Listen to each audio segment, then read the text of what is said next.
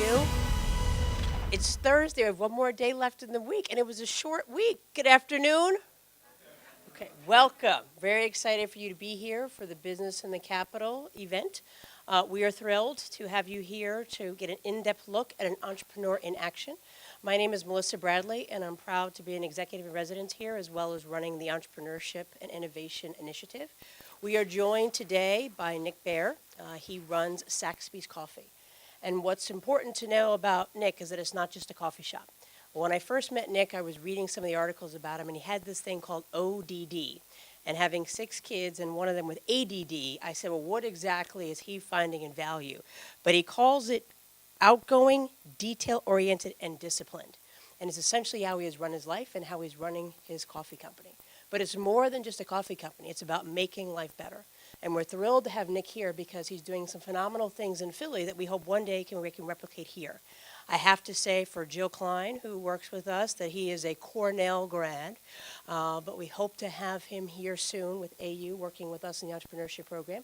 He's also a lecturer in entrepreneurship, but most importantly, he has formed a partnership with the business school at Drexel to run a student-run coffee shop. And so when you think about being an entrepreneur, often the hardest thing is how do you go from an idea to actually implementation. And he's giving students a chance to actually test what it means to run a coffee shop and then be able to take those skills and do whatever they want. It's a fascinating experience. So I thank you for joining us here. And thank you for joining us online. If you want to join the conversation, there'll be a Q&A at the end, which is just make sure you do hashtag or pound sign, as people say, for closeout innovate. And we'll invite you all to join the conversation. Please welcome Nick Bear. Thanks, Melissa. Appreciate it. Good afternoon. How are you guys? Good. Not much of a podium talker, so I'll probably wander here and block the site and all those kinds of things. But thank you very much for having me, Melissa. Thank you for the introduction. We've started to create a little bit of a relationship with American, primarily for 2 main reasons. One, it's obviously one of the country's best business schools, and 2, American is at the forefront of embracing entrepreneurship, which is something that I personally and Saxby's professionally cares a lot about. And I'll talk a little bit more about some of the things that we're working on and some great opportunities that we may be able to partner with American on in the very near future. But the main part of what I'm going to talk to you guys about today, and there's really, there's a few slides that I'll run you through just to give you a feel for Saxby's. Are any of you guys familiar with Saxby's? Have you been to a cafe or know the brand at all? Tiny bit. So I assume that was the case. Obviously, the majority of our cafes are in the greater Philadelphia region and on college campuses. So we put together a few slides, just give you guys an opportunity to sort of put your eyes on the brand. Hopefully, you're in need of some coffee or pastries because we've got all those good things right behind you as well. But I want to talk to you guys a little bit about my entrepreneurial path. How many of you guys are entrepreneurial, either getting ready to launch a business, have launched a business, or have curiosity about entrepreneurship? Pretty much all of you guys. And I'm sure you've probably listened to a lot of entrepreneurs, and you'll probably hear similar stories, or at least a similar path to what I'm going to tell you guys about today. The world was much different. As Melissa mentioned, Jill also shares my alma mater, but I went to Cornell, and I was the first person in my family to go to college. So my parents were really young when they had me, didn't get the opportunity to be able to go to college, so they really forced education on me. And I studied hard in school. I tried to do well in school, but I think the best education I had growing up was watching my parents struggle so much, watching them have long commutes to jobs that they didn't like, with bosses they didn't like, in industries they didn't necessarily care for, and that had a real impression on me. And some of you guys potentially had that same upbringing, or could certainly relate to what I'm talking about. By the time I was 18 and getting ready to go to college, it was very visceral for me that I wanted to go and enjoy my life. Not to say that my parents didn't enjoy their life, but the reality in this country is we spend more time working than pretty much anything else. And it's just really unfortunate that so many people out there have very similar paths and experience to my parents, and working in industries that they don't love, working for jobs they don't love, or bosses they don't love, and commuting a long way in each direction to be able to do it every single day, every single year for 35, 40, 45 years. By the time I was going to college, I just quite honestly refused to do that. It's just not what I wanted to do. But it's hard to make good decisions. Where are you going to go to college, what you're going to study, make that determination of what you're going to actually be when you grow up. So I was fortunate, to get into Cornell. Quite honestly, I went to my baseball coach. I played baseball in college. I went to my coach and said, I have no idea what I want to be when I grow up. I just know I want to enjoy what I'm going to do. And he knew my family circumstance and obviously knew me pretty well at that point, because I didn't have parents that were lawyers or accountants or doctors or dentists. I didn't have any sort of preconceived notion or any sort of pressure on me to go and do this because that's what the family has done and that's what would look good to the family. I got to go to college and make a decision for myself. And so my coach told me, he said, hey, Nick, Cornell has 7 colleges, somewhat similar to American. One of them is the College of Arts and Sciences, has 80-some majors. He's like, look, there's 80 majors in there. By the time you graduate, you'll figure something out in that school that you'll like. So I have an arts and science degree for that reason. So I have an arts and science degree in government and economics.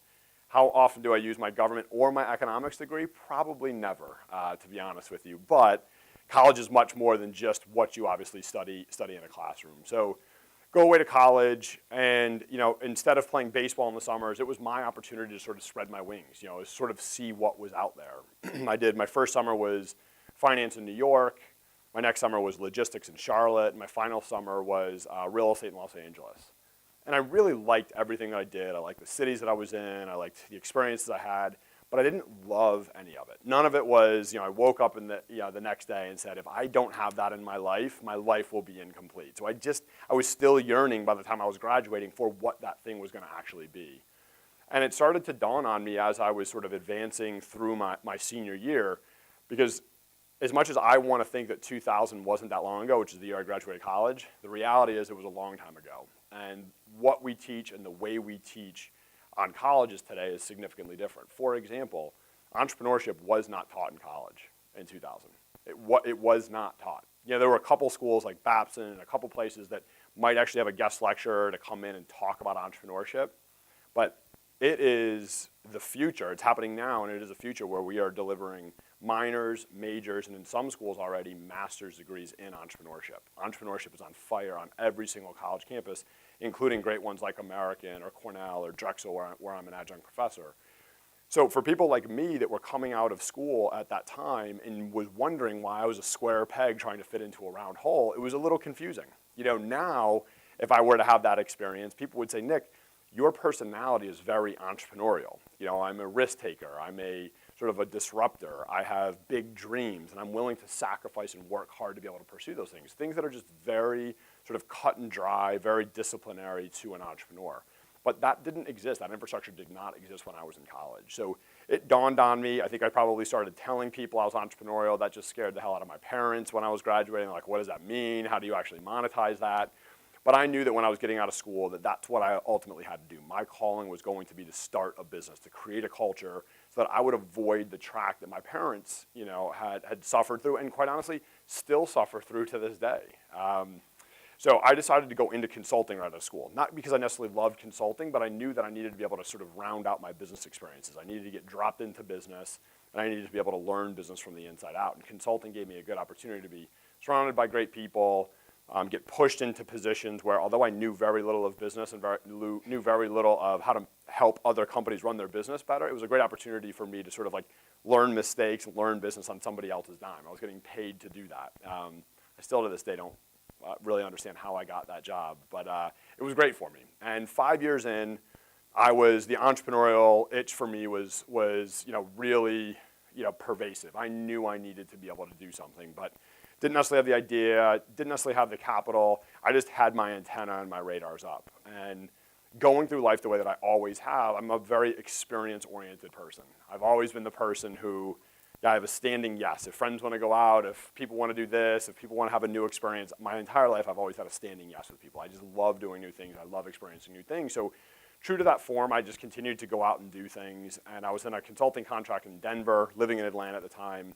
Friend of a friend calls me and says, hey, Nick, I know you're really entrepreneurial. You're looking for that thing right now. I have a friend who moved to Denver and opened up a coffee shop. This is pretty much late 2005.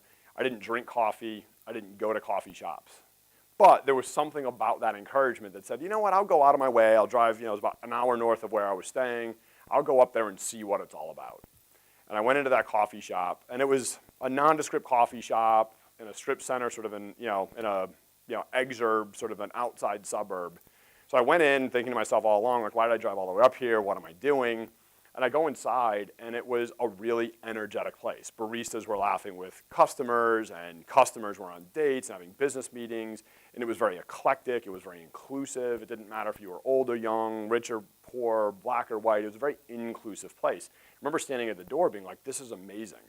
At that time in my life, I was still a relatively young guy. I was going to bars and nightclubs and restaurants because as a social person, that's where I was having fun.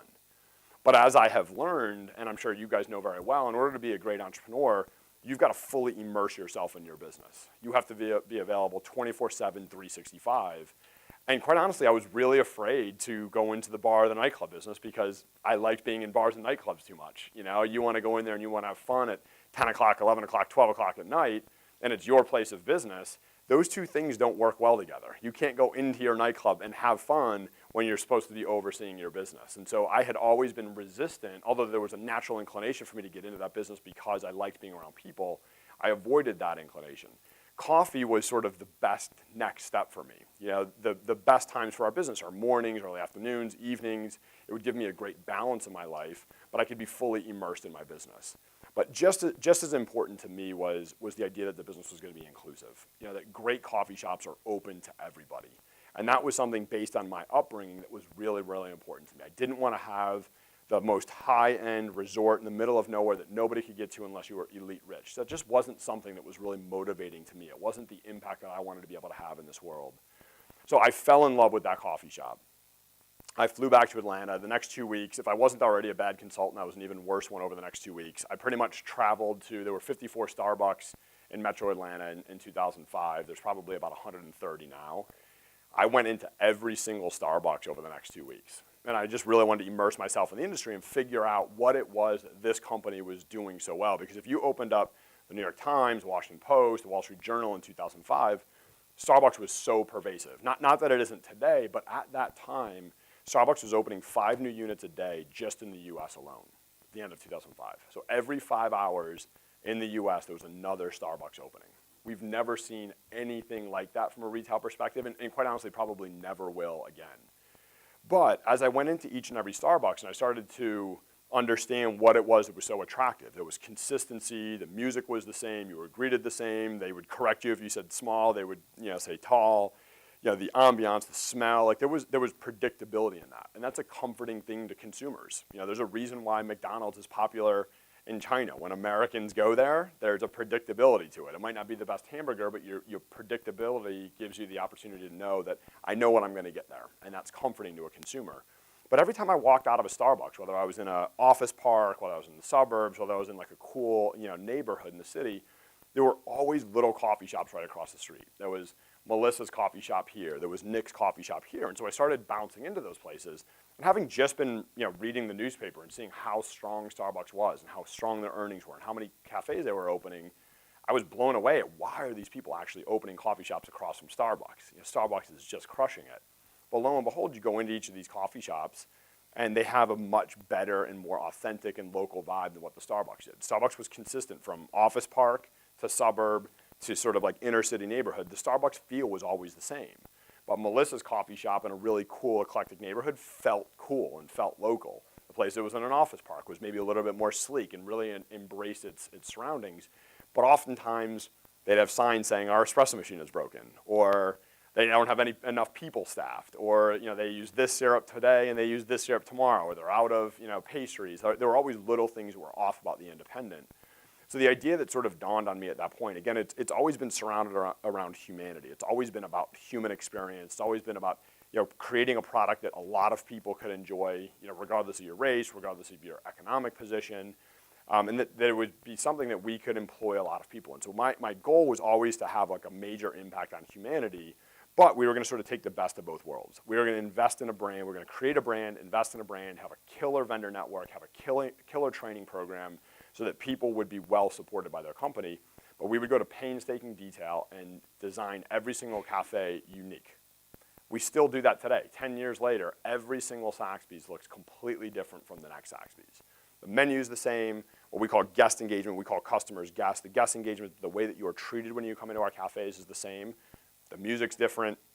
The actual coffee bars is different. How do I flip here, Justin? Just down. Space bar. Oh, I'm sorry, I didn't see. seeing it here. So this is one, actually, hold on one sec, Justin. This is an example here. This is actually at Drexel University, which is in the University City or West Philly area. This is an actual coffee bar right here that is corrugated like a wavy metal that we partnered with the Westfall College of Art at Drexel and had their students come in and graffiti the coffee bar. Because the school's in West Philly, it's edgy. Kids go to school there because they want to be in the city. They want to take the subway into the city. It's cool and it's different. And we wanted our cafe to be able to reflect that. And then, just, oh God, there we go. This is, when it comes up here, so this is on 34th Street in West Philadelphia. On 40th Street, literally 6 blocks to its west, is where the University of Pennsylvania is. And we have a cafe at the University of Pennsylvania. See if maybe if the controller works. There we go. Oh, there it is.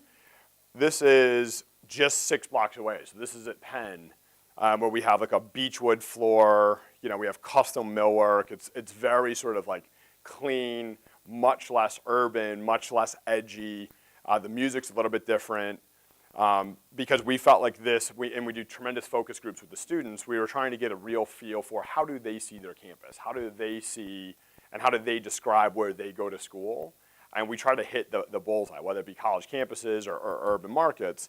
And this is exactly what my vision was from day one, was to have tremendous differentiation, but to have tremendous reflection of what the neighborhood is. There are businesses out there, not to say that ours is right, but there are a lot of businesses out there that when you step into their 4 walls, they're transporting you to another place. Seattle's, Starbucks has always been very into the Italian coffee experience, and that's sort of their replica of the Italian coffee experience. They want you to feel like you're sort of being swept away into Italy. Ours is very different. We want you to be walking down 40th Street at the University of Pennsylvania, walk into our cafe, and feel like it's just a continuation of the neighborhood that you were just in. That's our way of really fitting into the community. Our pastries are locally sourced. Our team members are all local team members. We're very, very community oriented, and that was something that was really important to me from the first day that I started the business. So I actually chose a path of franchising from day one because I thought it was a really good way for us to partner with other entrepreneurs that would oftentimes be from those communities and would be locally inspired and locally acting as a result.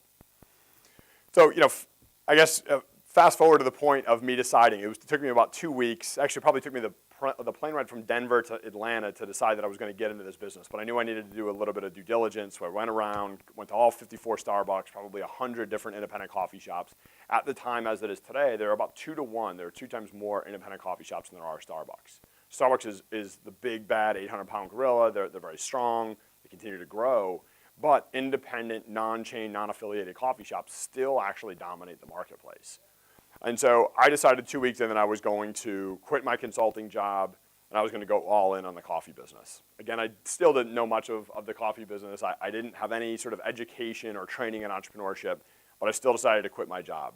And my source of, instead of writing a business plan and raising capital and finding partners, I decided to pull out my American Express card because back then it was a different day and age. If you paid your minimum credit card balance, they would just continue to raise your credit limit. And so American Express, quite honestly, I can't remember if Melissa mentioned it in my bio or not, but American Express, whether they knew it or not, was my first investor. I used my credit card to build my very first coffee shop.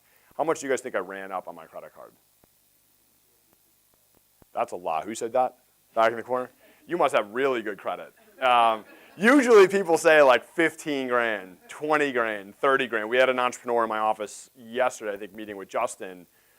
He's a Temple student, and he's got a tremendous business where it's essentially delivery oriented.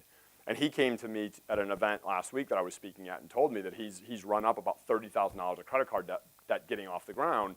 And he came to me because he's heard my story, and he's like, Nick, I'm still a fifth of the way of where you were. I ran up $150,000 on my credit card to open up my very first coffee shop. So when I say you go all in, I went all in. And I did not write a business plan because if I had the training that you guys are getting here at American, how to write a business plan, and having mentors like Jill and like Melissa, you guys are learning the fundamentals of how to give your business a chance to succeed from day one. I started making mistakes from day one, and I'm lucky to stand here and be able to share those experiences because, quite honestly, it was a lot of hard work, but it was also a lot of lucky breaks for me to be able to get over some of those early mistakes. But I went all in day one. I signed a lease in the Flatiron Building in downtown Atlanta because I really liked the foot traffic in this particular area. Georgia State University was to its east. And the very first Starbucks ever in Atlanta was literally about 20 steps away from us. So there's a terminology in investing that my private equity group says to us all the time about failing fast. So if you have sort of vetted out the idea that you're going to have, jump in head first and fail fast. Really constantly evaluate what you're doing, and if it's not going to work, get out quickly. So fail fast, don't fail long. Failing long is a very, very expensive and arduous process and costs you the greatest resource, which is your time. So I decided that if people would not be willing to drink something besides Starbucks, and people were not willing to invest their money, i.e. in franchising, to be able to open these types of things, I would learn that really quickly by opening immediately across the street from the very first Starbucks in Atlanta. Unfortunately, we opened up the Flatiron location. It was 340 square feet, sort of at the front side of the Flatiron building. And from day one, we realized that people were willing to drink something besides Starbucks. And we utilized that as our opportunity to start selling franchises. And we started getting a lot of email connections and phone calls and website clicks for people that wanted to be able to franchise our business. So it was extremely exciting to be able to see that there was tremendous interest both on the consumer side and the franchising side. But as I quickly learned as we were signing up franchisees, whether you have 1, 2, or 3 franchises, or you have 10, 20, or 30, franchisees need support and training and product development and marketing and IT and all of those things. So the world of being a franchisor in my head was, you open up all these franchises, they pay you 7% of their royalties, that's a lot of money coming into your business. The reality is, it takes you a long time to be able to open up enough franchisees to be able to cover all the overhead you have to invest in day one to be able to get those franchises off the ground. So in the early days, I was marketing and IT and product development and operations and all those things, and I would beg family members or I would beg fraternity brothers to be able to come into the business and get involved and sort of believe in the future and believe in the spirit of what Zaxby's was going to be about. And when I tell you I worked 24/7, 365, I worked every minute of that. I was a bad boyfriend, I was a bad brother, I was a bad son, I was a bad friend, I missed weddings. All I did was work. I dove in head first. And I thought it was the greatest thing. I thought I was being really efficient and I was being very productive. It wasn't until I got a little bit older that I realized I really wasn't. I really needed to be able to take a step back, write a business plan, sort out my finances, and start to chart my path of growth.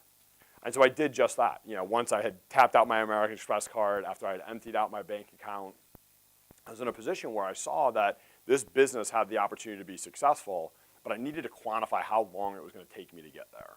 So I finally wrote a business plan. I had a friend who had taken some business plan writing courses outside of college, which again, at that point, 2007, entrepreneurship was starting to evolve on college campuses, but it wasn't like it is today. So I had a friend help me write a business plan. And quite honestly, we wrote a killer business plan. It was beautiful, it was well created, it was well thought out. But I had to figure out where I was going to go and get money. And so I used college connections to set up 19 meetings with different venture capital and private equity groups. I flew to Chicago, and I flew to New York and San Francisco, and went to all these different places. And probably in many instances stood behind the podium and walked people through my executive summary and walked them through my pro forma and how our business was going to go and served them product. And they were all great meetings.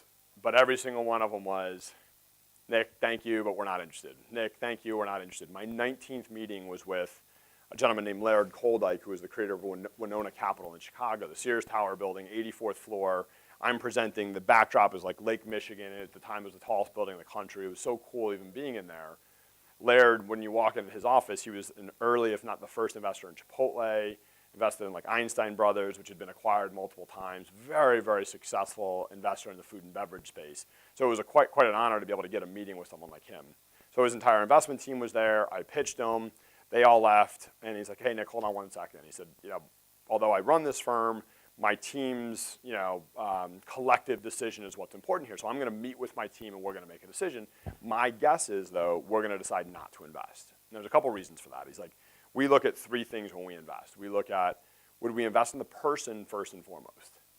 Would we invest in that industry? Do we believe in that industry continuing to grow? And third, would we invest in that business today? Do we see that business taking advantage of a strong industry? And he said, I would invest in you in a heartbeat, which made me feel great. And naively, I probably was like, oh my God, he's going to say yes, yes, yes. He's going to invest. He said, I would invest in you. And he's like, I would invest in this industry. He's like, he's like, when most people are afraid of a company like Starbucks, that's when, the smart business people dive in and try to, get on that wave. He's like, however, we're at a different place in our world. Like, we've been able to have success, and this is him speaking on behalf of his business. We've been able to have a lot of success, so now we have a lot of overhead as an organization. Our minimum investment is $25 million because that's the only way. We have to bet big, to win big. He's like, back in the day, 10 years ago, before I invested in Chipotle, I could have bet smaller and gone to a company like you. He's like, remind me again, how much money are you looking to raise? I was looking to raise $500,000. He goes, so what would you do? Again, our minimum investment is $25 million. You need 500. What would you do with the other 24.5 million? I said, quite honestly, nothing good. And he laughed, and he's like, that's why I go back to the first point. He's like, you're very honest and you're very transparent. Like, I appreciate your answer. I could have just gone into a pitch and said, I would do this and I would do that. I would have been deadly afraid of him cutting me a check for $25 million. I feel like I would have just absolutely wasted the great majority of that. I knew how to spend every single penny of the $500,000, but I was obviously thinking very small at that time. So he told me, look, we're not going to invest at this time simply because your business is just too new. I couldn't even really show comp sales at that point, which is a big thing in my industry. So he's like, look, you've probably met with a lot of venture capital private equity groups. You need to find an angel investor. I didn't really know what an angel investor was at that time, and he gave me a quick crash course. He's like, angel investors are essentially independent, wealthy people, oftentimes entrepreneurial, who are going to believe in your story and are going to invest a little bit differently, and usually it's smaller numbers. I kid you not, it's oftentimes better to be lucky than good. I get a phone call from the gentleman who's our current CFO. He was a fraternity brother of mine from college. He was a franchisee of other businesses right out of college and was our first franchisee for Saxby's in Philadelphia. Calls me and says, hey, Nick, there's this new shopping center that's being developed here. I can't get the landlord to take a call from me, but if I tell him that the CEO of this new exciting company is flying to Philadelphia, he'll take the meeting. So we sold it up like this was a big deal to this guy, that the CEO is going to fly in for this new brand. I literally changed my flight from Chicago Midway. I was supposed to go home to Atlanta where I hadn't been in weeks, and I just flew to Philadelphia instead. Drive out to the shopping center, meet with this gentleman. He was probably 10 or 12 years older than me, very entrepreneurial. And we convinced him, instead of looking to lease this end cap with a drive-through space to another coffee brand, he decided to lease to us. But he said, I'm more interested in knowing how I can invest in this business. He saw how my friend and I sort of worked together, how excited we were, how much we believed in this business. So because I had my presentation, I was like, okay, if you're a presentation guy, I can walk you through this. 24 minutes into that meeting, he stands up and says, how much are you looking to raise? I said, $500,000. He said, I'll be your partner. And mind you, it took me 6 months to meet with 19 different private equity groups and put the shirt and tie on and walk through my presentation. It took me 24 minutes in a meeting that I didn't even know that morning I was going to have. And I had my first investor, my first angel investor. And he had to come down to Atlanta and work through our books and make sure everything was right. But that became my very first investor. I was at a position where my bank account was empty. There was cash flow coming in the business, but we were spending 3 times more than we were bringing in because we had to support all these new franchisees. I didn't have any more credit. Banks have always been an excruciating, difficult place to be able to get money from an entrepreneurial perspective. So this was my last real opportunity. I was starting to have thoughts that Saxby's may not be able to turn this corner. But I'm a fighter, and I'm a believer, and I'm an eternal optimist. I knew that we were going to be able to get around that. So this guy made the offer to the investment. He said, look, Nick, I made my money in real estate. Real estate's really critical to your business. I really think that you should move your business from Atlanta to Philadelphia because I can teach you real estate here. And in the midst of making a lot of bad decisions, not writing a business plan and running up my credit card and all these things, I made one really good decision, which was to take that investment and move to Philadelphia. So I moved to Philadelphia in 2008 at a time where the city was really starting to take off. We've got a lot of big colleges, there's a great food and beverage scene there, and there's a really great entrepreneurial scene. I didn't know that. I probably would have taken an investment to move to Wichita. No offense to Wichita, hopefully nobody here is from Wichita, but I probably would have moved to Wichita. I really desperately needed that investment, and I fortunately was able to move into a dense city in the East Coast. It's an hour and 45 minutes from DC by train, an hour from New York by train. It gave us an opportunity to really put firm roots in a city that I've ultimately grown to care deeply about. So that was a huge opportunity for us as a business. Obviously, what we didn't know is by moving up there in 2008, there was this thing sort of building up in the background called the Great Recession of our time. And the fact that we were still a franchise-oriented business, 100% of our franchisees we're utilizing something called the SBA, which is essentially a government entity that guarantees 90% of loans that banks make to small businesses. From pretty much 2009 through 2011-12, the SBA didn't actually go bankrupt, but really took a huge step back and stopped guaranteeing loans, and therefore most banks stopped lending to small businesses. And that put our growth to a screeching halt. But I think it actually happened for a good reason for us. We were trying to grow at a breakneck speed, that it gave us the opportunity that we had really only one choice. We weren't going to be able to continue to grow through the recession. So we decided, instead of looking extrospectively, we decided to look introspectively and say, let's get better during this time. Let's get better relationships with our franchisees. Let's get better relationships with our vendors. Let's get better at serving our consumers. Let's get better at marketing. Let's do things to build the foundation for a business that can hopefully withstand the test of time. And so we did just that. I mean, we really kept our heads down for 2.5, 3 years. We had very little growth in the form of new locations. And as the recession was coming out, and my partner at the time, unfortunately, most of his money was in real estate, and he had some really bad luck in that, lost some of his shopping centers. He was bought out as we were coming out of the recession by a private equity group. So I sort of went from, for those of you guys who have studied financing for businesses, I really went from like friends and family startup through angel investor into private equity in pretty much 4 or 5 years, which you don't see a whole lot, and it definitely wasn't what I was thinking was going to happen. I wasn't thinking that we were in a position where private equity was going to come into our business. But in 2012, private equity group came into Saxby's and has been really, really the fuel behind our growth. And it gave us the opportunity, gave me the opportunity, I guess, as a CEO, to be able to take a step back and say, all right, this has been my vision for the business. Where have we been able to execute that vision? Where have we fallen short? And also to take an inventory of what is the competitive landscape? What does the world need more of? Does the world need more of just chain coffee shops? Or does it need more great employers and people that support entrepreneurship and design coffee shops individually and uniquely for neighborhoods? Coffee shops that hire people that are coming out of prison systems, hiring people that have dropped out of high school and gotten GEDs, hiring people that are coming out of homeless shelters. That was the business that I always wanted to create. Because I felt like I was put in this world to do things differently. I've never been motivated by money. Making money has never been my number one goal. It wasn't when I was a kid. It wasn't when I was going to college. And it isn't today. And some of my friends, I've got a friend, captain of the baseball team with me, he's the number one guy at a $22 billion hedge fund in Connecticut. Another one of my teammates is the chief orthopedic surgeon for the Pittsburgh Steelers at 37 years old. I've got some friends that are making just insane amounts of money. They travel nonstop. They work nonstop. They don't necessarily love what they're doing. Making money has never been my number one motivation. Impacting people's lives always has. And that's why I really liked Saxby's. That's an opportunity that we serve 25,000 people every single day. We employ 600 people. We have the opportunity to really impact humanity in our small way. And God forbid, if this business continues to grow and grow, we'll employ thousands and we'll serve hundreds of thousands. We get an opportunity every single day to be able to impact a lot of people's lives. And that's why I got into this business. And when the private equity group came in, it gave us the opportunity to be able to take a step back and evaluate what is going to be our long-term goal. And we started to realize we were having a lot of success on college campuses. Our brand resonates with young people. We do a lot of things with how we source our coffee, how we hire people, how we utilize relationships with young entrepreneurs to be able to get their products into our cafes. You guys drink a lot more coffee, quite honestly, than when we did when I was in school. It was, coffee shops were very few and far between. Coffee shops in many ways are sort of the place to be. When I was in school, you could be 19 and look 15, and you could get into any bar in the middle of the day.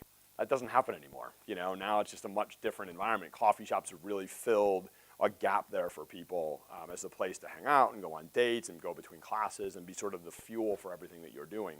So it's a great opportunity for us. But I didn't want to just open up coffee shops on college campuses. That wasn't good enough. It wasn't different enough for us. So as Melissa teased sort of at the beginning, I've been an entrepreneur in residence at Cornell. Cornell has a program called the Hotel School, the Hospitality School. It's the first one. It's almost 100 years old at this point.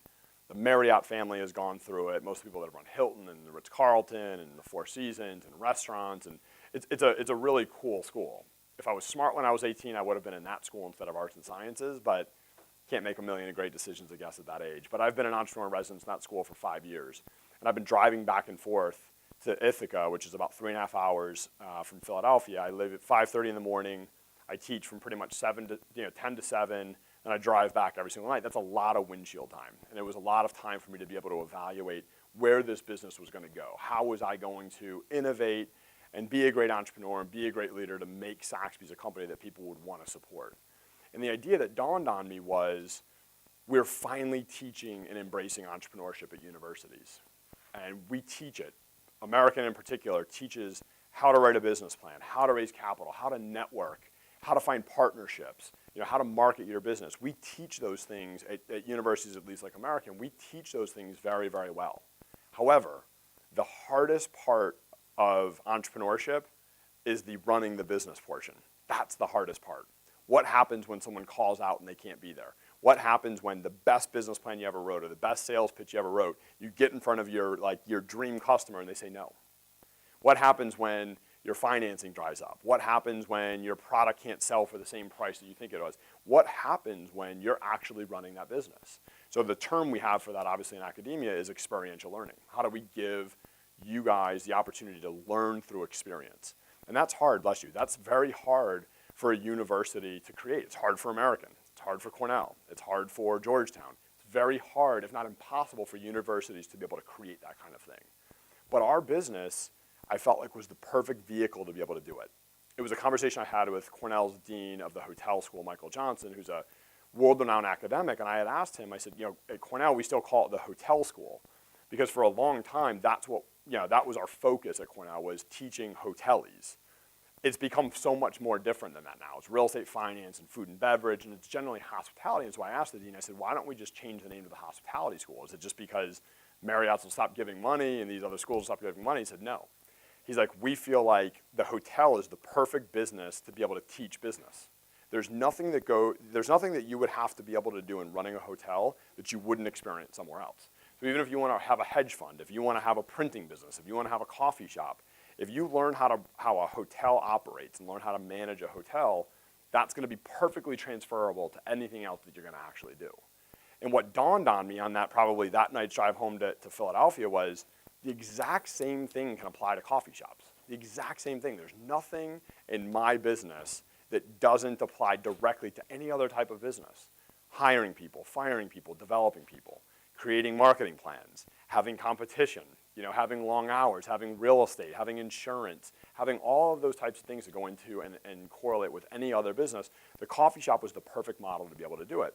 And because at that point we were probably 9 years into teaching other entrepreneurs how to do it via franchising, I said, you know what? I bet, because I've been spending so much time sitting across from bright young people like you guys, I said, I bet that we can find enough young people that are willing to work hard, follow our model, and be entrepreneurial, that they can actually do this themselves. They can run their own coffee shop themselves. So I had to find an entrepreneurial school to give me that opportunity, because that's a dangerous thing. And I had to convince my board to be able to put $350,000 at risk and then essentially flip the keys to a young person and say, don't drive the car off the cliff. Hopefully you do well with this. So there were two big ifs. But when I believe in something, I can be convincing. And so I knew I laid the groundwork with my private equity group, and I think they pretty much left it as, if you can find a president of a university who's crazy enough to believe you, Nick, we'll give you a chance on it. And we had a Saxby's at Penn already, which is this one. We had a Saxby's at Temple. So the biggest three schools, at least in Philly, are Penn, Temple, and Drexel. And Drexel's sort of right in between the two.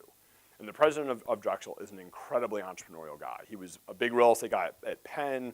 We built up a big real estate portfolio. He had ran Franklin and Marshall, which is a smaller school about an hour and a half away. And he'd come to Drexel and was really making big waves at Drexel. So I got an introduction to John, and I explained the idea. And John almost very quickly said, you're going to use your own money, and you're going to train and support them, and you're going to do that here at Drexel? And I said, yes. He goes, why would I say no?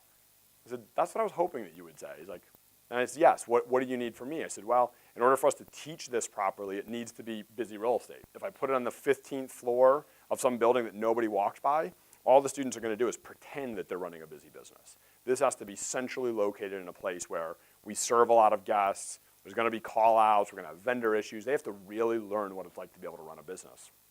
So John let me walk campus.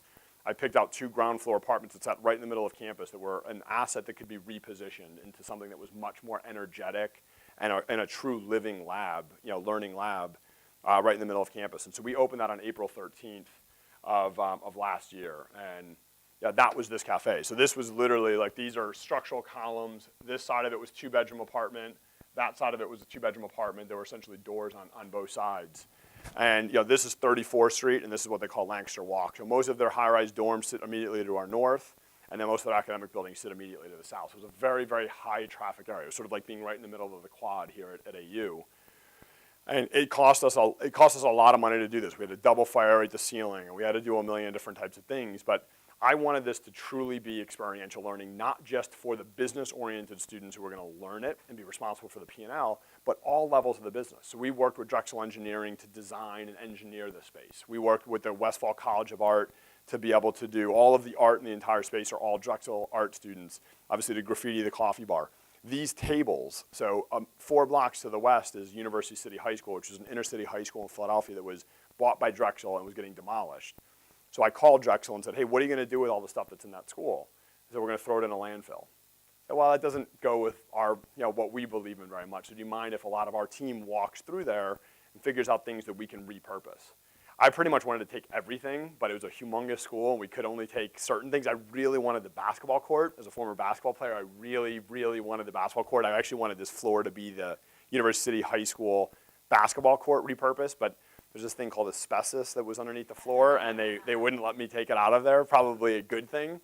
But we got these 2 tables, which are massive. As you can see how many chairs you can put around. They're massive. They were actually in their art labs. They painted all their sets, for different plays and different things that they did. So that's exactly what the tables look like. You can there's a bar right over here with these swivel, like metal bar stools we pulled out of their science labs. And we went to Drexel undergraduate engineering students and said, hey, we need you guys to repurpose these things and get them ready for use in our cafes. So they lacquered these tables. They made custom steel frames to be able to stand these up. They painted out the old science stools and sort of custom fabbed them onto a bench. All the countertops are all recycled paper that are dyed out black. So every little thing in here, every single light bulb is LED. These chairs are each made of 111 plastic Coke bottles that are melted down and reformatted into chairs. So every single piece of this cafe has a story. It's being repurposed.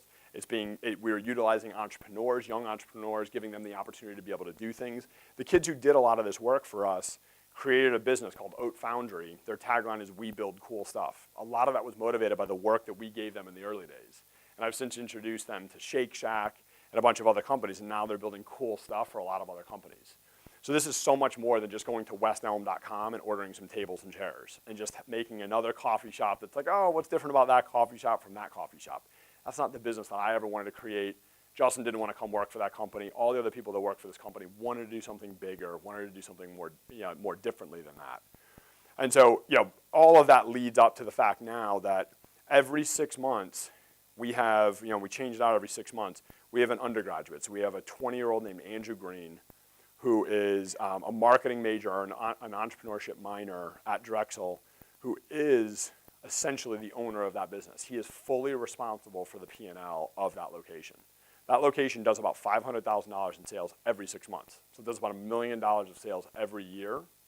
Hasn't been open a full year, but on an annualized basis, $1 million a year.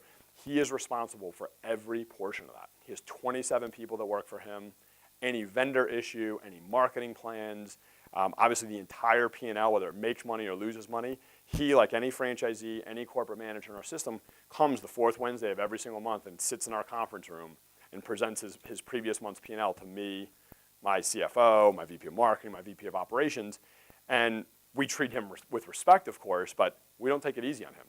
He is being taught how to run a business. He's being held accountable for running a business, just like a 38-year-old that we have that's running a different cafe. We are truly teaching him what it's like to be an entrepreneur, because entrepreneurship is not exclusively about starting things. Entrepreneurism is a mindset. It's about treating things like it's your own. It's about taking the initiative to take things to a level that you don't even know exists. Every company out there wants entrepreneurial people right now. every single one of them. I was on a panel this morning with the director of entrepreneurship at Comcast, which is one of the largest employers in Philadelphia, one of the largest employers in the East Coast. The number one skill set they're looking for in everyone that they're hiring is entrepreneurship, entrepreneurism. You have the idea that you're going to take innovation and take initiative to be able to innovate within their business. Or, God forbid, the young people that are running this cafe for us for the next many generations, Andrew Green is already more ready to start a business than I was 5 years into already running Zaxby's. So it's our way to sort of give the next generation of entrepreneurs the opportunity to be able to do it, to learn, and to make mistakes in our time. Yeah, you have a question? I have so many questions, and I apologize. I've got to dip in and I have to dip out. But how do you pick who those shifting students will be? What's your revenue sharing? Mm-hmm. And then if I don't get a chance to get to it, the question everybody here wants to ask, if they haven't already, which is which location have you picked here? Yeah. So see if I can get to each of those really quickly before you have to run out. When we first introduced this, we didn't do any PR yet. We had a very sort of formulaic plan at which we were going to present this to the public. Drexel has what's called a co-op program, which most of their students, they graduate in 5 years, 3 times over 5 years. For 6 months, they get full credit, but they take no classes. They go and work for a company in an industry that they think they want to actually pursue when they graduate. It's a really cool program. So we tapped into their co-op program. So we had a co-op that we posted in November of the year before we opened, November of, I guess, 14. And I think we had 6, 7 very courageous souls that applied to this thing that they had never heard of. And fortunately, we found one who we thought we would be able to take a chance on. I mean, we were nervous that we weren't going to get anybody or that the person was going to quit halfway through. We found a young lady named Kelsey Goslin who turned out to be unbelievable. She was a 21-year-old undergrad.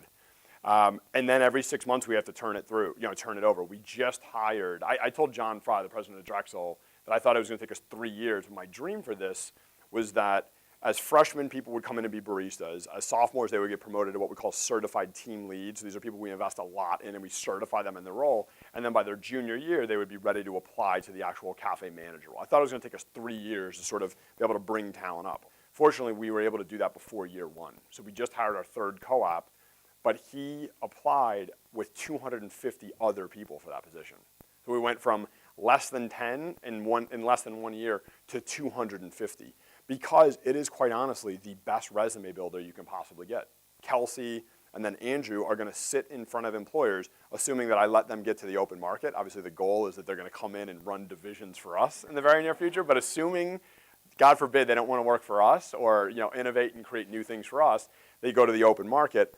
They're going to sit down with recruiters and hires and decision makers at big companies or companies that they want to work for and explain how they ran million-dollar business units. And they're going to get a lot of job offers as a result. So, we're seeing that now in the amount of applicants that are coming through.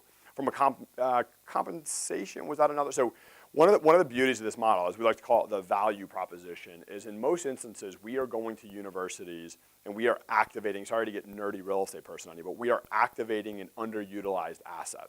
So, college campuses. American is a little different than a lot of other schools because most schools, like Cornell is a perfect example. Cornell has more acreage, more square footage than any other campus in the country because it's in the middle of nowhere. So they have a lot of land. It's very, very spread out. You guys are in the middle of Tenleytown, a very, very expensive area. So your quad and your footprint is very, very small and very dense as a result. But even with that being said, there are tremendous opportunities to activate real estate on a campus like American, just like there is at Cornell or Drexel. So we oftentimes are going to a university and say, hey guys, you have underutilized asset here in the library or in Kogod. And what we would like to do is instead of, let's use this for example, and this is not going to be the space for the record. Let's say it's this space. This costs American money. This generates American no money. You guys have to heat this, put electric into it, you have to vacuum it, you have to do all these other things. There's no revenue source coming in for this space. It just simply costs the university money. We would come to the university and say, we're going to use our own money to build something that looks like this, or what American students want to look, whether it's graffiti or whether it's something different. We're going to build something that's going to be reflective of American right here in this space. So it'll cost us $300,000, $350,000, $400,000 to be able to build that. And then we're going to take 5% of its gross annual revenue and give it back to the university in the form of a scholarship, in the form of Dean's Discretionary Fund. Every school has different priorities.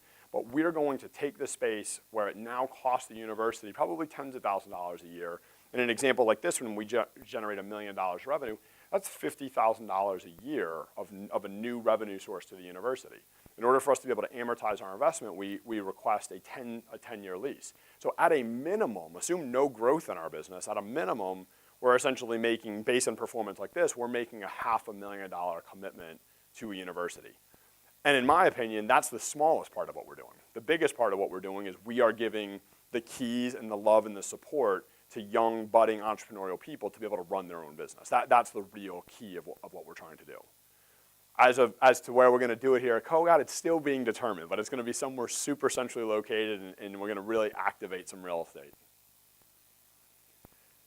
So, I'm glad you asked the question. I don't want to talk you guys' ears off all day, but the experiential learning program is obviously something that's very near and dear to me, but we hire entrepreneurs, period. That's what we hire in our business. Justin runs sales and marketing for us. He's an entrepreneurial person. Justin's department is very entrepreneurial. The worst thing you can do in our business is not take initiative at any level. That's like the only no in our business is not take initiative. We want people to make mistakes through initiative. Making mistakes by not taking initiative is like the one cardinal sin in our business. We love entrepreneurship. We love giving people the opportunity to treat this business like it's their own because it's the only way that we can compete in such a competitive industry. And so we don't have to pretend when we go to universities and bring an entrepreneurial package like we do with our experiential learning because it's literally in our DNA. One other thing I'll touch on that Melissa mentioned, we have, I'm not sure if it's in here, Justin, actually it probably is. Oh, maybe not. So we have, in our headquarters back in Philadelphia, it was a 10,000 square foot office. It's sort of like a loft space right downtown. When you walk in, there's a 48-foot wide wall and an 18-foot tall wall that is hand-painted and graffitied by a bunch of art students in Philadelphia because instead of hiring like a pro painter, we would rather give entrepreneurial people the opportunity to be able to create a unique masterpiece. But then overlaid on that, the company Oak Foundry that we worked with they took reclaimed black walnut and they hand-carved our mission statement, which is make life better, and our 6 core values. And that's the backdrop for our office. So when you walk in, we hosted the Philly Ad Club today. There were 125 people that came into our office, and the backdrop of the panelists was our mission core values. So people could see what our business stands for. It stands for making humanity, making positive impacts on humanity is really what our business is. And that's what we essentially hire on. And the one that I've written some articles for Forbes and Inc. and such is we embrace being odd. Odd is unique. Odd is you look in the mirror and you're proud of who you are. Regardless of what other people think of you, regardless of what path you are in your career, we want you to look in the mirror and be happy with who you are, that your uniqueness makes you special and different. But it's an acronym that's super important to us. Outgoing, meaning you like people. You wake up and you don't kick the cat and punch your friend. You wake up and you just like people. You can't wait to talk to people. You can't wait to positively impact people's lives. The first D is detail-oriented. You get the little things right. We're in a competitive business. When someone orders a latte and you give them a cappuccino, they walk across the street and go to a competitor. And the last D is disciplined. We get the little things right, not 80% of the time, not 90% of the time, 100% of the time. And that's what we bring, and that's what we hire. So when we had the first 6 brave souls who applied to the Drexel Co-op, then the 250, a little bit less brave souls who applied to the last co-op, the first thing that we look for is, are you odd? Do you embrace who you are as a human being? Are you outgoing, detail-oriented, and disciplined? Because we can teach anybody. If I can learn how to pull espresso shots, if I can learn how to count a till, if I can learn how to understand a P&L, anybody can learn those things. But you cannot teach someone to embrace your culture. You cannot teach people to love other people and serve them through hospitality. That's what we hire people based on at all levels. When I interviewed Justin to take on one of the top roles in our company, that's exactly what we looked at in Justin, exactly like it was for the 10 baristas that we probably hired today in different markets. It's that same thing at the core of what we do, and that's what we'll do when we come here to American and hopefully activate some real estate and create a nice revenue source for the Dean's Discretionary Fund or scholarships or something along those lines. But that's our path. We're in chapter 1 or probably chapter 2 at this point of writing the path of Saxby's, but as you can probably tell from me, we're very, very excited about what the future holds for us. Being able to impact young people through entrepreneurship and through giving them opportunities to be great businessmen, businesswomen through social entrepreneurship or creating their own businesses or making established businesses that much better is something we care deeply about. And this model won't stop with just universities. You know, we are, I'm going to be at the Pentagon next week. We're talking with the U.S. Army about opportunities to be able to bring servicemen and women the opportunities to be able to utilize experiential learning so that when they come back from places of combat or coming out of their careers, they get the opportunity to tap into a decade of experience that we have where we can turn businesses over to them and let them run businesses themselves. We're partnering with organizations like Youth Build in Philadelphia, which takes young people that have oftentimes bouts of homelessness or small incarceration that are 18, 19 years old, you know, that have a huge future in front of them. They can either go and commit lives of crime or they can go and turn themselves around and do great things. The impact of positivity and mentorship is huge. So we're looking at utilizing our experiential learning opportunity, not just for great students at great universities like American, but people in the military and people that have had maybe a little bit tougher upbringings than some of us. So I think that the opportunity here with entrepreneurship and experiential learning is just massive. And hopefully I'll be here talking to you guys soon about a partnership here. So that's my entrepreneurial path. Hopefully I didn't scare any of you guys away from being an entrepreneur. It's a beautiful thing. It is extremely hard work, but it's the most rewarding thing I've ever done. And hopefully some of you guys are already experiencing that, and maybe many of you guys will. Yes, sir. This is a very exciting spirit, and I would welcome you coming here. Thank you. My question is, you really can't play too much of a role in the overall supply chain because it's such a huge global market. So I'm wondering, to what degree can these values be marched upstream, and to what degree do you have control over the kinds of beans and farms that you buy and serve, and bring this kind of spirit to what they do? It's a great question. It's funny. I was a little late getting over here today because I was taking a conference call. Our roasting facility is in Seattle, and I'm sort of probably letting this out a little early, but we have an internal mandate that we want all of our coffee to be direct sourced by next year. And what that essentially means is most of you guys are familiar with fair trade, which has been around a long time. And not to get coffee nerd on you guys, but there's a lot of people that are in the agricultural world or in coffee in particular that are not believers in that these are huge organizations now, and it's becoming harder and harder to figure out whether those organizations are actually doing what they're supposed to do, whether they're actually impacting trade and they're impacting wages at the ground level. So this is not, I'm not going to go on a rant about fair trade right now, but the thing that a lot of very progressive coffee people have done is they literally just go direct to the source now, and they create relationships directly with the farmers, which are oftentimes third, fourth, sixth generation coffee farmers. And they create relationships with them, they negotiate deals directly, and they write up their own contract, and they find ways to be able to actually buy the product, import it into the US, roast it, distribute it, and then allow their end users, coffee shops like Saxby's, to have relationships directly with those farmers. So that we can promote them. Oftentimes those farmers and their people can come up here to the US and come and do open speeches like this about how direct source relationships have allowed their farming techniques to get better, given them an opportunity to be able to hire more people, pay better, give their children educations. So it's, in many ways, it's sort of innovating the fair trade world. I think when fair trade came out, there was a huge need for it. I think that their intent has always been right, but oftentimes things start to break down when you get big, and that's sort of what we've seen there. So as it relates specifically to the coffee side, I'm very confident that by next year we're going to be in a position where we're going to know and we're going to have a direct relationship with the farmer on every single bean that we serve.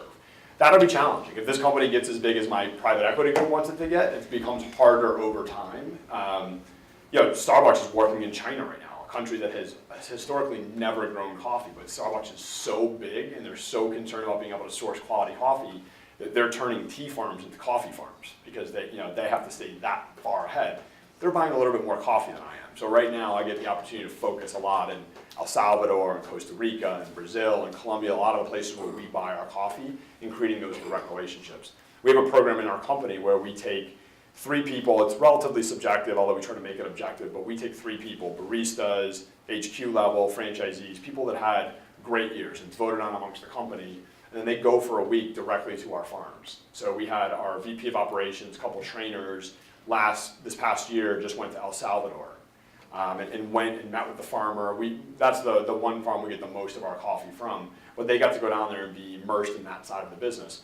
We're going to turn that into a situation where all of our coffee is direct source. We're going to turn that into situations where we're going to start sending guests on those trips as well. You know, that's the level of connection and connection of humanity. I've talked a lot about humanity and making an impact on humanity. That's what we're motivated by, and that's the way that we can actually So do does it. that mean you're going to be investing in those farms too, like with your Possibly. equipment or things like that? Quite possibly. I mean, it's I've been to many of those farms myself, and there are tremendous opportunities there. There's equipment that we throw out here in the U.S. that can change the trajectory of a business down there. Things like clothing that we take for granted, things like hats and repellent, things that we take for granted are, worth, fortunes down there. So there are tremendous opportunities. Whether we start actually investing, it's probably a direction that we will go, because it is so core to what we do. Because we are an interesting we're an interesting company to do business with.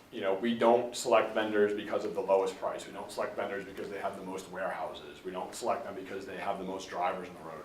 Oftentimes those are reasons why we don't select vendors, because they're very hard to work with. They have a very sort of standoffish approach to missed shipments and bad deliveries, yada, yada. The great majority of our vendors, our biggest vendor is a third-generation company based in the Poconos in Pennsylvania. They distribute every single perishable item for our cafes in the entire system. And those are the people that we like working with because the grandson and granddaughter of the person who created that business still run it. And when you walk into their office, their mission core value is very, very prevalent in their business. And so that's the way we do things. And I didn't always have the benefit of that. And I certainly didn't have the foresight or the intelligence in the early days that I could do that. I could make decisions like that. But we avoid utilizing US Foods and Cisco wherever possible because they're just huge organizations that we're just a customer to them. But to Pocono Pro Foods, we're a genuine partner. They're excited to see us grow and excited by what we're doing. How you doing, sir? Very well. For yourself. I'm an MBA student here.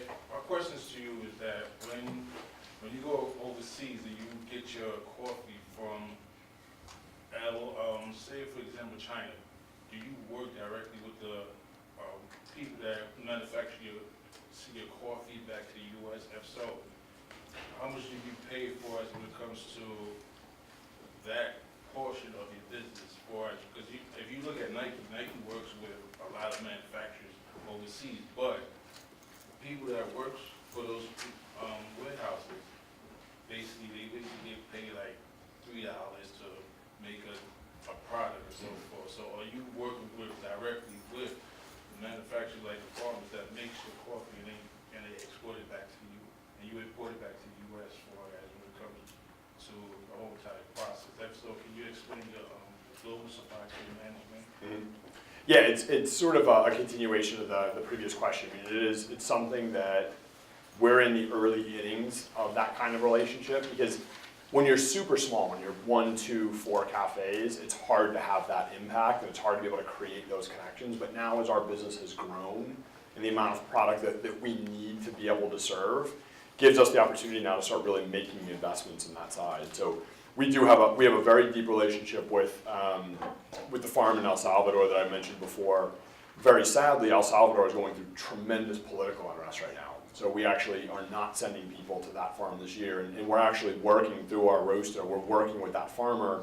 They're actually buying farms in Brazil. A much more, at least the coffee growing region of Brazil is much more stable than what we're seeing in El Salvador. But that kind of thing actually makes us that much more impassioned to be able to step in and help. This is a farmer. He's actually 4th generation. His family has owned and cultivated that land for 4 generations now. He's essentially being run out of his own home country, and that's something that we want to do. So instead of us taking a very tacit approach to that and saying, oh, he's moving on, and let's find another farmer in El Salvador, or Colombian coffee is relatively similar, let's move on, we're reinvesting with him to buy his product from Brazil. So I would say that we have done a nice amount of work from a global supply chain based on our size up to this point.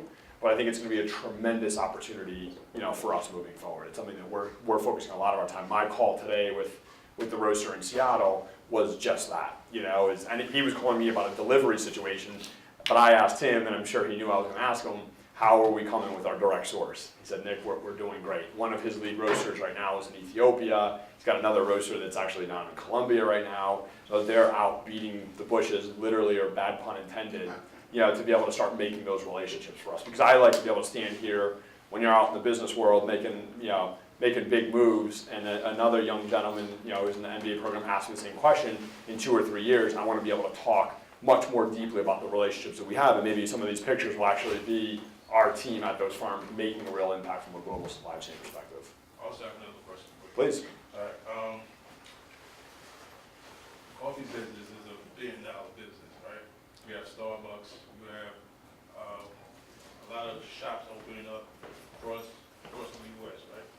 So my question is to you, when your coffee as compared to Starbucks, why should I buy your coffee? And how is it different as compared to going to Starbucks?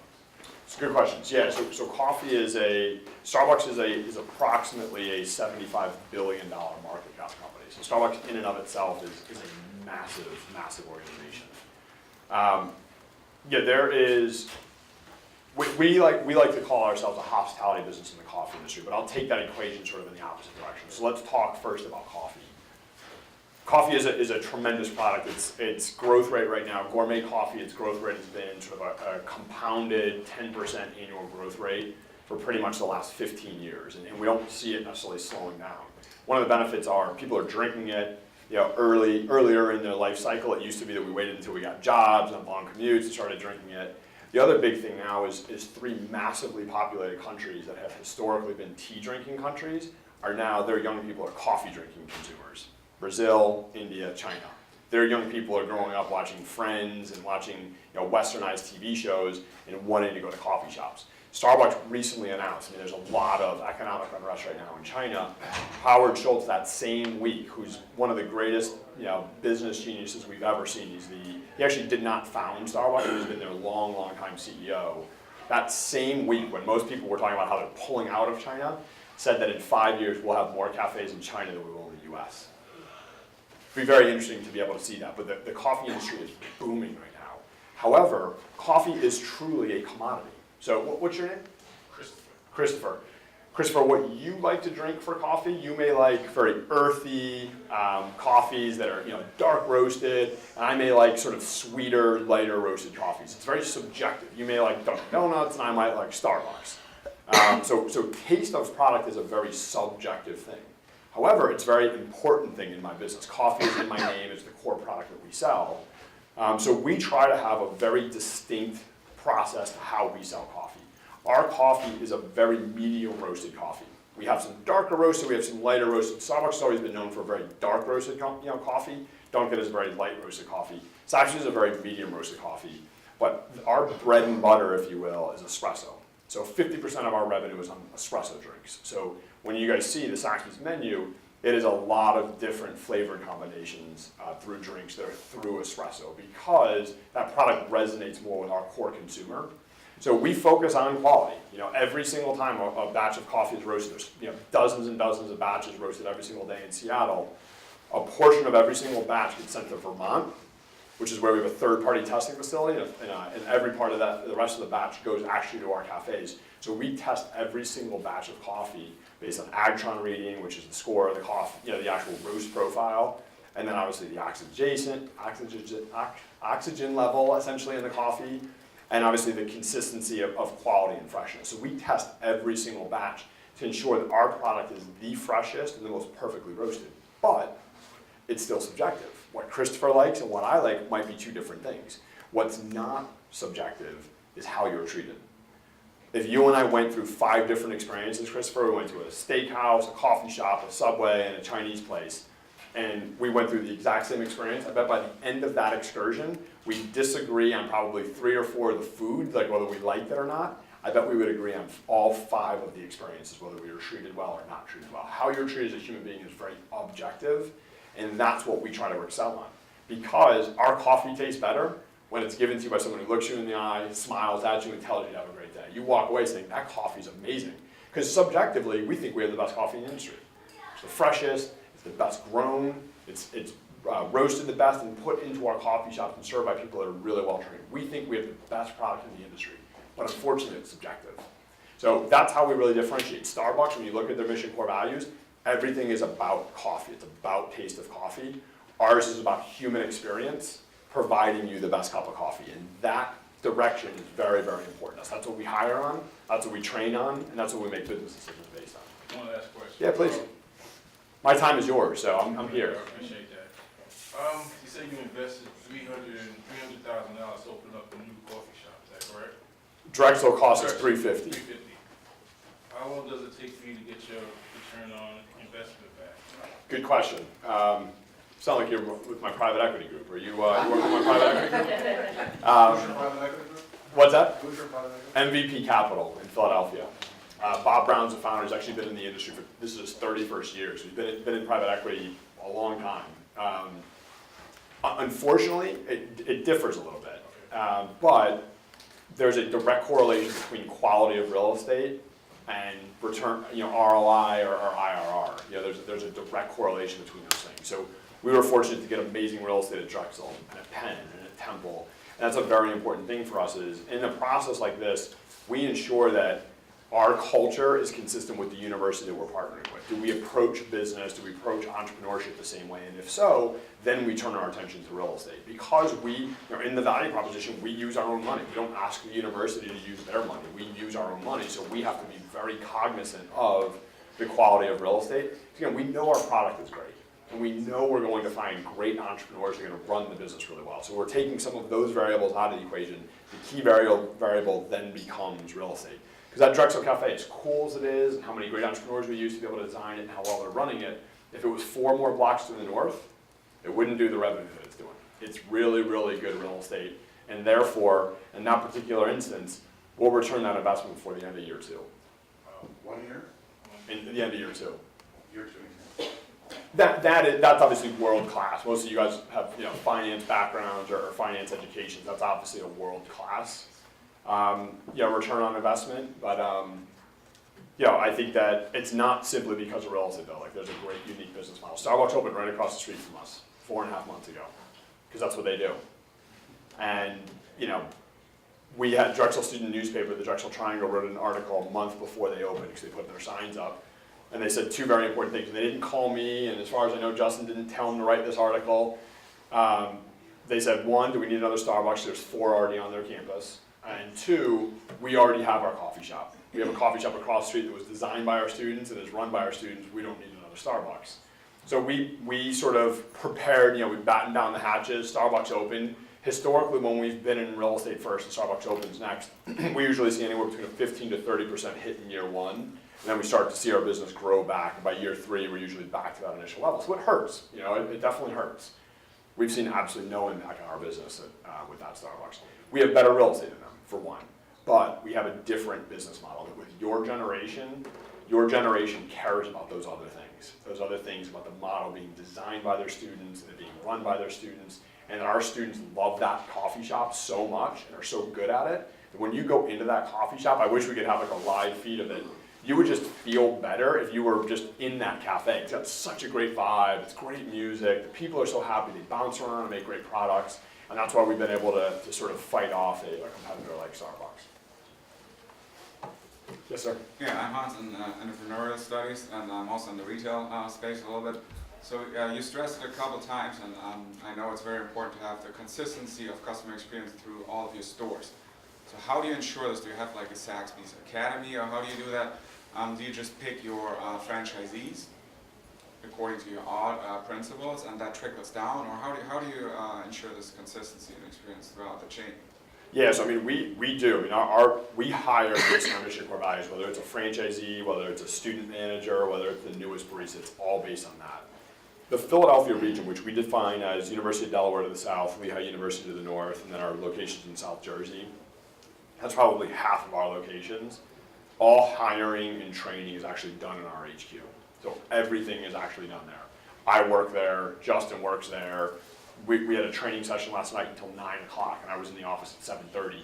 And a new barista from the University of Delaware location came in and introduced himself to me. And I got to have a 15, 20-minute conversation with him. And I walked away, I went over to the training manager and said, his name happens to be Justin as well. I'm like, how's Justin doing in training? She's like, he's amazing. I could tell that based on his personality. and he was hired, and he was actually in what we call certified team lead training. That was an advanced level of training that was happening there. But he came in and was just infatuated with being in the HQ. He was infatuated by seeing the mission core values and coming in and being able to talk to me and talk to other people in the organization and seeing how much we invest in his training and development. He's getting ready to graduate University of Delaware this year, and he was telling me he wants to apply to our leadership development program, which is great. The challenge for us, quite honestly, becomes when we grow outside of that geography. That becomes a bigger challenge for us, that we have to continue to be able to stay ahead of. So, right now in DC, we have 4 locations here in DC. 3 of the 4, and soon all 4 of the 4 are owned by one group. They're actually relatively recent graduates of Georgetown. They went to Saxby's. We have a Saxby's at Georgetown, 35th and O Street. They went there as students. They're actually classmates of, you guys know Sweetgreen? Yeah. So Sweetgreen's are Georgetown guys as well. They wrote most of their business plan in that Saxby's. They were seniors the year that we opened, so we actually know them quite well. And my franchisees who own these cafes in DC own Georgetown now as well, despite the fact that they went there as students. So it's really cool, and they've continued to grow their business.